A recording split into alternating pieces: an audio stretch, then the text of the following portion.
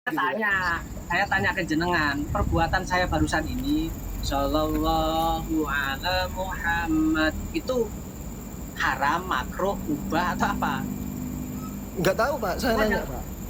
Oh, jangan tanya. Jangan tanya, Pak. Kalau saya sih nggak cocok gitu loh Pak. Kalau saya nggak cocok.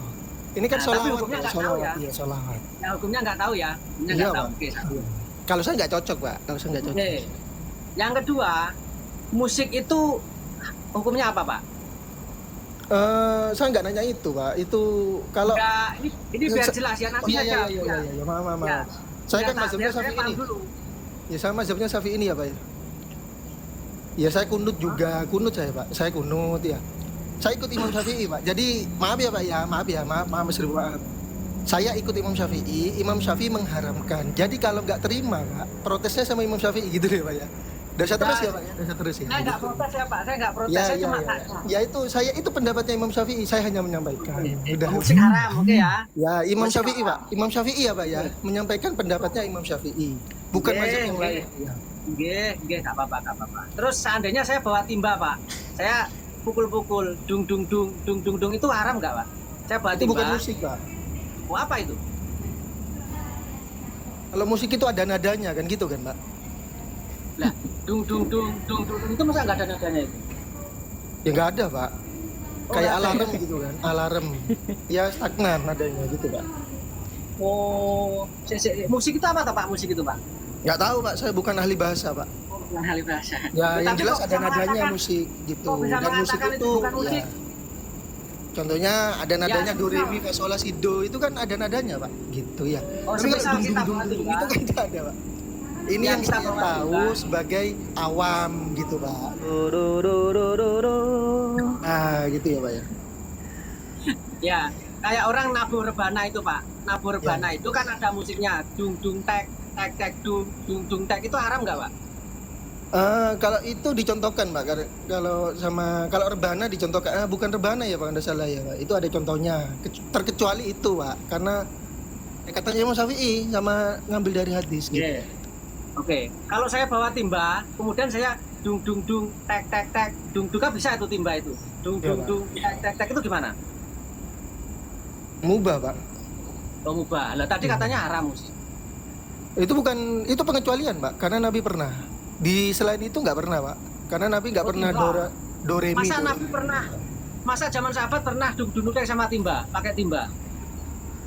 Zaman sahabat nggak ada do re mi fa sol la si do gitu Pak.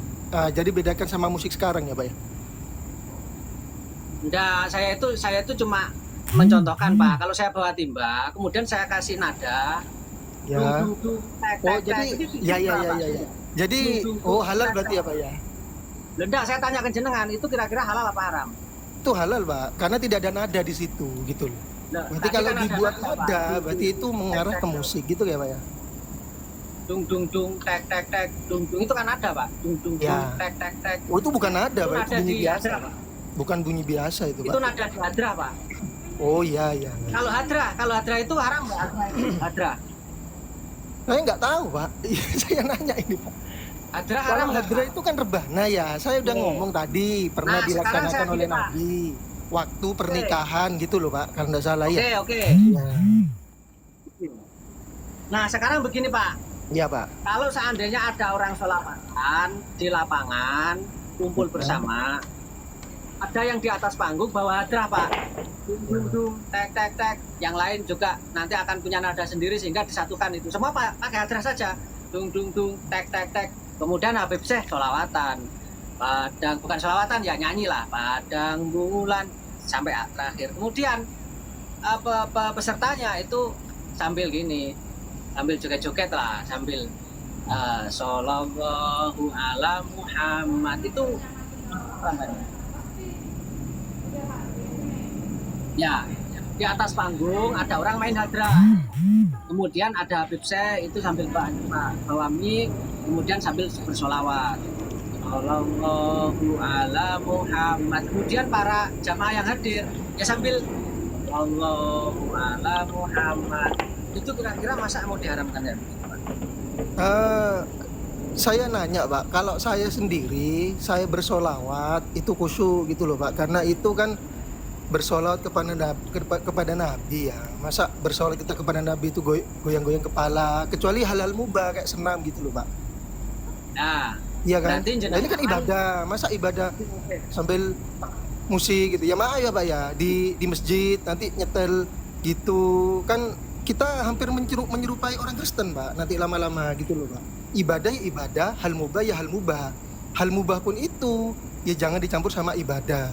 Itu pun kalau ngomong musik, Pak, ya batasannya rebana aja. Kan gitu, Pak. Kesimpulannya yang saya tahu dari mazhab Syafi'i gitu loh, Pak. Ya. Jadi kalau misalnya sholawat, masa mau joget-joget gitu kan? Kita kan sholawat tujuannya apa tuh, Pak? Apakah itu untuk Begini loh, dapat Pak. kita syafaat kan gitu loh, Pak? Gitu loh, Tadi Pak. kan sampean sudah saya jelaskan di awal. Enggak Saya ada. Sholawat tujuannya apa? Nanti apakah bisa dicampur sama yang lain? Kayak joget-joget itu gimana? Bentar, Ini kan Pak, sholawat, bentar. contohnya ya, Pak. Afwan. Sholat gitu. Masa mau joget-joget gitu kan ada tata caranya. Gini. Begitupun juga dengan sholawat gitu loh, Pak. Pak Alvina, Nah, mungkin gini. sholawat itu tata caranya gini saya nggak tahu karena mungkin Gini, Pak Pak Ustadz Alvina. yang lebih mengerti makanya saya Pak nanya. Alvina, Kok ada sholawat yang joget gitu loh, Pak? Kalau joget misalnya senam nggak masalah karena senam itu hal mubah gitu loh, Pak. Oke. Kok joget dengan sholawat dengan joget menurut Wahabi adalah kurang pantas. Menurut Aswaja tidak haram, boleh. Sepakat nggak? Ya, Ya itu pendapat masing-masing. landasan referensinya lah, setidaknya ada referensi maka bisa diterima. Kan kita harus muktabar. kalau sedikit saya memotong ya, sedikit memotong pembicaraan ini, Bang Afnan. Ini kembali kepada asal soal musik ya yang dibicarakan ini. Musik itu tidak ada dalil yang qot'i yang mengharamkan musik itu. Yang jadi persoalan yang diharamkan musik itu adalah ada tarian-tarian atau melupakan ibadah kepada Allah. Ada tarian-tarian yang menimbulkan orat itu. Yang kedua, musik yang diharamkan itu bukan musiknya, tapi yang melupakan kepada Allahnya. Itu soal musik. Kembali kita kepada pokok pangkalnya. Bagaimana musik itu yang menurut musik Islami? Kalau musik berdasarkan musik Islam itu adalah adapub ya, adapub. Bagaimana musik kalau dibarengin dengan tarian? Tarian itu ada di dalam Sahih Bukhari itu kalau tidak salah. Itu di dalam bab id. Waktu itu ada seorang wanita sedang di hadapan Rasul nari-nari. Terus kepada oleh Umar bin Khattab itu dilarang. Tapi Rasul mencegah. Kata Rasul tidak apa-apa. Menunjukkan kalau tari itu tidak apa-apa kalau tarinya tidak menimbulkan orat, tidak membuka orat. Seperti tarian yang dipakai oleh Jalaluddin Arumi itu tarian itu ya. Yang jadi persoalan musik itu bukan yang musik haramnya yang musik, tapi musiknya tapi musik untuk membawa kemadaratan. Kalau musik tidak membawa kemadaratan tidak apa-apa. Apakah musiknya dengan piano, apakah dengan gitar elektrik, apakah dengan gitar akustik dan sebagainya, tidak apa-apa. Terus kembali lagi, di dalam HP itu ada nada. Di dalam HP itu ada nada musik. Kalau dia orang salafi bertahan dengan pendapatnya, seharusnya dia mengharamkan memakai HP itu. Karena di dalam HP itu ada nyanyian, ada nada deri. Udah paham ya? Di dalam HP itu ada nada dering, ada musik. Kalau dia konsekuen dengan pemahamannya, orang-orang Salafi itu tidak pakai HP seharusnya. Iya. Kalau Salafi itu Terima kasih Pak Agus NP. Jadi begini ya Pak ya. Jadi kalau sampean mengatakan haramnya musik mutlak, ini dampaknya parah pada sampean. Sampean akan menanggung beberapa banyak perkara yang sampean langgar. Sementara banyak jumhur meyakini bahwa keharamannya musik itu bukan mutlak. Nanti ditafsir seperti mana keadaannya, seperti apa perlakuannya. Kan seperti itu. Termasuk juga menari. Jadi semisalkannya sampean mengatakan mazhab Syafi'i haramnya musik mutlak. Lah ternyata sampean mengatakan bahwa ada terkecuali yaitu rebana. Maknanya di situ bukan mutlak. Nah, yang perlu dipahami kan seperti itu. Nah, sampai hostnya tadi itu memperagakan bunyi-bunyian, ember dan sebagainya. Kan seharusnya sampean paham di situ. Apa yang disebut musik adalah sesuatu suara yang keluar dari benda. Baik itu pinggan, sudu, garpu, mangkok dan sebagainya, itu bisa disebut musik.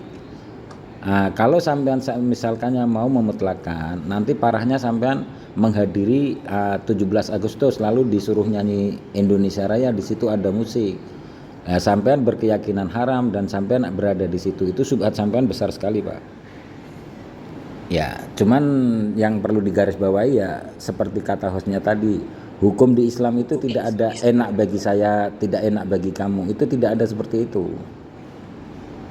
Cuman kalau sampean mau mengatakan yang jadi haram itu istighol yang melupakan Allahnya, yang melupakan Allah. Ya, cuman kalau sampean beritikad bahwa haramnya musik itu mutlak, ya sampean harus nanggung. Ya haram kok didengerin, haram kok dijalanin. Nah, itu sampean nanggung dosanya terus-menerus itu, Pak. Ya semua kembali kepada masing-masing sih. Monggos. Iya. Perkenankan saya mau beropini di sini. Iya, silakan.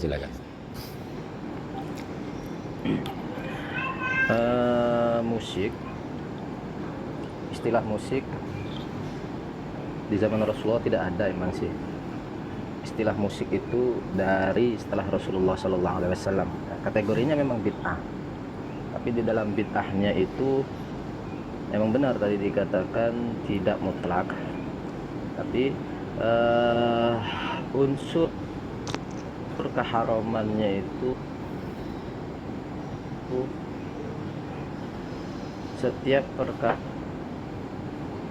yang melalaikan kepada Allah, maka itu pun sholawat sama joget, mau sholawatnya sebagus apapun, kalau jogetnya malahi itu adalah melalaikan kepada Allah Subhanahu wa Ta'ala, maka diharamkan. Kalau tidak malahi, tidak melalaikan kepada Allah, bahkan itu terjadi kepada sebagian orang-orang yang dipilih oleh Allah Subhanahu wa Ta'ala, katakanlah para wali. Ya mungkin di Madura itu banyak sekali wali-wali yang jadabnya, jeduk begitu di alifna. Nah, orang-orang yang kayak gitu kadang kan mereka itu suka joget-joget. Jogetnya tidak melalaikan. Nah, yang seperti ini tidak ada kelalaian kepada Allah, tidak ada ulama yang mengharamkan kecuali dikatakan dengan pengecualian. Adapun ulama-ulama yang mengatakan haram itu adalah penegasan dan agar umat ini menjauh daripada perbuatan yang bisa menyebabkan mereka terjerumus makin hari malah makin jauh kepada Allah Subhanahu wa Ta'ala. Dan juga yang mencontohkan kepada tarian-tarian joget itu diantaranya Al-Imam As-Subki. Imam Subki itu pernah suatu ketika beliau mendapatkan kalau di dalam masalah kewalian namanya hal, sahibul hal. Beliau memiliki makomul hal. Kalau nggak ada yang paham ya sulit saya menjelaskan. Pokoknya di sini beliau ini memiliki makomul hal. Makomul hal ini kalau sudah lezat kepada Allah Subhanahu wa Ta'ala, maka tidak akan sadar di sekelilingnya. Terbukti kepada Imam As-Subki itu, beliau joget-joget sendirian, tidak ada musik, tidak apa. beliau sendiri. Di bawahnya itu ada potongan-potongan bambu. Beliau tidak memakai sandal, itu joget terus sampai kakinya luka pun nggak kerasa. Kaki beliau lupa tidak kerasa luka. Kemudian sampai beliau tuh kaki itu bercucuran darah, sehingga beliau meninggalnya itu karena kekurangan darah, keluar terus dari kaki beliau, meninggallah beliau di sana. Nah, kalau malahi, maka di ulama mayoritas sudah memutlakan malahi, ya, perkara yang melalaikan kepada Allah, memutlakan haram. Kalau tidak malahi, nanti lari kepada mubah. Kalau mubah, bagaimana? Mubah ini nanti bisa menjadi nilai-nilai agak ibadah dengan diniatkan. Al-umuru bimaqasidiha, perkara itu menurut niatnya. Ketika niatnya dengan musik ini ngilangin stres, atau dengan tarian di dalam Rasul nggak ada. Tarian yang dicontohkan di dalam Riyadhus Shalihin itu juga itu adalah yang masih dipertahankan sampai zaman kita, itu yang disebut sebagai jafinan atau marawis itu. Nah, itu marawis, jafinan itu. Nah, tariannya yang dicontohkan di dalam Sahih Bukhari itu yang seperti itu, bukan tarian yang dicontohkan oleh non muslim, karena beda sekali, khasnya beda, ini beda. Nah, tariannya, sehingga jangan memukul tarian, ternyata tarian, semua tarian tidak bisa. Nah, sehingga dipertahankan itu tarian seperti jafinan tuh, tarian yang dicontohkan ya dalam itu kan kejadiannya di Sahihul Bukhari itu adalah setelah peperangan menang. Nah, di sana para sahabat menyambut Rasulullah dengan qasidah Tola'al Badru Alaina dengan memakai dufuf.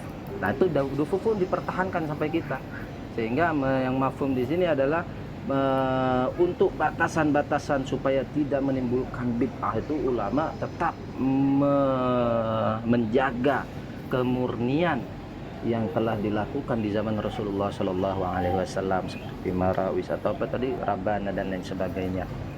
Dan itu walaupun dalam bentuk berbeda-beda, kayak di kita kan seperti ini rabananya, di Timur Tengah beda lagi, agak gede tuh, tipis, lebar, kan begitu, macam-macam. Unsur kelalaiannya adalah al-malahi. Kalau ada melalaikan kepada Allah, itu menjadi haram, ya, karena setiap haram itu ada asbab.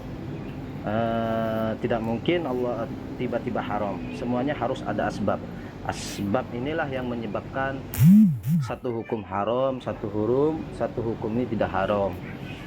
Nah, kalau untuk masalah musik dan sholawat dan tariannya, pokoknya di garis bawahi, jika melalaikan kepada Allah maka mengharamkan. Jika tidak melalaikan kepada Allah, ya maka tidak. Begitu, itu batasannya di sana. Adapun yang tadi saya menyimak dari pembahasannya Mas Agus Sanapi yang dikatakan mau mengklarifikasi aja, Imam Bukhari itu bermazhab Imam Syafi'i. Imam Bukhari itu hidupnya tidak jauh dari Imam Syafi'i, dan itu di zaman itu tidak ada sosial media, tidak ada apa-apa, dan komunikasi tidak ada, ya. Imam Bukhari itu bermadhab dengan madhab beliau sendiri, ya. Imam Bukhari kalau dilihat dari silsilah dan sejarah fikih itu, Imam Bukhari itu bermadhab dengan madhab sendiri, yang mana di dalam madhabnya Imam Bukhari itu adalah ada kemiripan dengan madhabnya Imam Syafi'i, sehingga di dalam hadis-hadisnya Imam Bukhari itu, itulah madhabnya Imam Bukhari sendiri, yang ada di dalam hadis Imam Bukhari itulah madhab beliau, begitu. Dan tidak diresmikan sebagai sahibul madhab dikarenakan setelah kualifikasi pensaringan oleh ulama agar umat ini tidak terbengkalai, tidak menyebar ke sana kemari, melainkan agar terarah. Ini dalam sejarahnya sama seperti di qiraah sab'ah, itu sama, dikualifikasi, disaring sampai ditemukan yang paling sahih sanadan, dirayatan wa riwayatan, sanadnya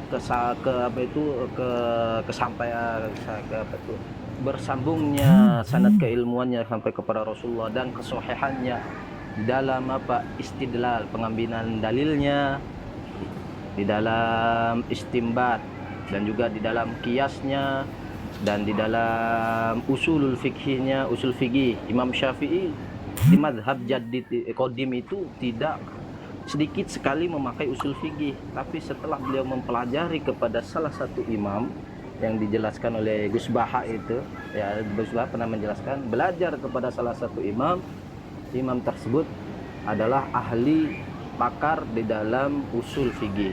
Imam Syafi'i belajar lagi ke sana. Dari sanalah Imam Syafi'i mengklarifikasi daripada mazhabnya. Bang, sedikit memotong pembicaraan ini, maaf ya. Soal Imam Syafi'i tadi, soal fikih itu ada kitabnya namanya itu fikihnya yang dikenal, yang populer. Terus, Gini. tadi soal Biar tidak melebar masalah madhab Imam Syafi'i, Imam Bukhari itu kita ketepikan dulu. Namun sebelumnya saya ucapkan terima kasih untuk Kang Badrul, beliau ternyata wali mastur gitu ya. Terus kita merapat balik ke awal pembahasan yaitu musik ya. Kita balikkan ke musik saja. Ya terima kasih Pak Badrul. Ya ternyata sampean Masya Allah sekali. Monggo kita balik ke musik tadi. Mudah-mudahan biar cepat clear ya untuk Kang Alvin ya. Oke. Coba gini ya, saya mau menambahkan ya. Pertama terkait tarian dulu, kalau nanti musik kan banyak riwayatnya juga. Di dalam kitab Fatwa Al-Hadisiyah ya, Imam Ibnu Hajar Al-Haytami ini menceritakan terkait bagaimana sahabat Ja'far bin Abi Thalib ini menari di hadapan Rasulullah. Nah, sehingga dalam pembahasan ini sebenarnya tarian para sufi itu apa ada sanatnya, apa ada asalnya. Maka beliau Imam Ibnu Hajar Al-Haytami mengatakan na'am lahu aslun. Betul bahwa tarian sufi itu ada sanatnya. Faqad ruya fil hadis anna Ja'far bin Abi Thalib radhiyallahu anhu raqasa baina yadayin Nabi sallallahu alaihi wasallam. Jadi pernah suatu hari Ja'far bin Abi Thalib ini menari di hadapannya Kanjeng Nabi. Menari. Lama qala lahu asbahta khalqi wa khuluqi. Ketika Nabi itu menyampaikan kepada Ja'far bin Abi Thalib bahwa wahai Ja'far, engkau itu mirip denganku, baik perangai dan akhlaknya. Ya, engkau mirip denganku. Setelah mendengar ucapan itu, kemudian sahabat Ja'far ini menari di hadapan Rasulullah. Wa dzalika min ladati hadil khitab. Dan ini adalah ucapan senikmat-senikmatnya ucapan. Walam yangkur alaihi sallallahu alaihi wasallam. Dan Nabi tidak mengingkari apa yang diperbuat sahabat Ja'far. Nah, berangkat dari ini, maka menari di dalam tarian sufi itu waqad soha al-qiyam warraqsa fi majalis dzikri wa sima'an jama'atin min kibaril a'imah. Maka menjadi sah bahwa di dalam majelis zikir atau di dalam majelis-majelis di situ mendengarkan sesuatu yang di situ berupa zikir dan lain sebagainya boleh, ya boleh, kemudian menari juga boleh. Dan ini dilakukan oleh kibaril a'imah, dilakukan oleh penggede-penggede atau pemuka-pemuka imam madhab. Minhum Izzuddin Syekh Islam Ibnu Abdissalam. Salah satunya adalah bagaimana apa yang sudah dilakukan Syekh Izzuddin bin Abdissalam. Beliau menari, beliau itu berdiri karena merasa bahagia, merasa hatinya tentram, karena efek ladat itu ketika berzikir, ketika berada di jamaah zikir. Dan ini ada sanatnya. Sanatnya dari mana? Dari perbuatan sahabat Ja'far bin Abi Thalib. Oke, jadi menari itu ada sanatnya, Pak. Menari itu ada sanatnya. Maka di majelis-majelis zikir, artinya begini, artinya joget ini pernah dilakukan oleh sahabat Nabi, dan Nabi tidak mengingkari itu. Disebabkan karena apa? Ya karena kebahagiaan Ja'far setelah dipuji oleh Kanjeng Nabi. Itu. Yeah. Clear ya. Oh iya betul itu, betul. Jadi tadi nggak apa-apa. Jadi clear ya untuk Pak Alfian ya. Tapi ini ditafsir ya, bukan halalnya pun bukan mutlak, haramnya pun bukan mutlak gitu ya. Ya, maksudnya ada batas-batas tertentu. Ya, Itu ya, kan ya, ya, betul. ya. Sepakat ya? Ya. Pak Alvin Ya, sepakat ya? Nah. Makanya tadi itu ketika saya contohkan, masa ketika Shallallahu Alaihi Wasallam saya sambil meresapi Pak, saya sambil meresapi.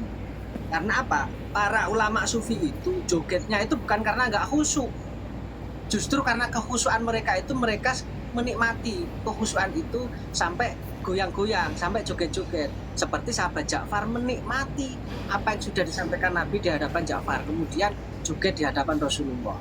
Karena saking bahagianya, saking nikmatnya.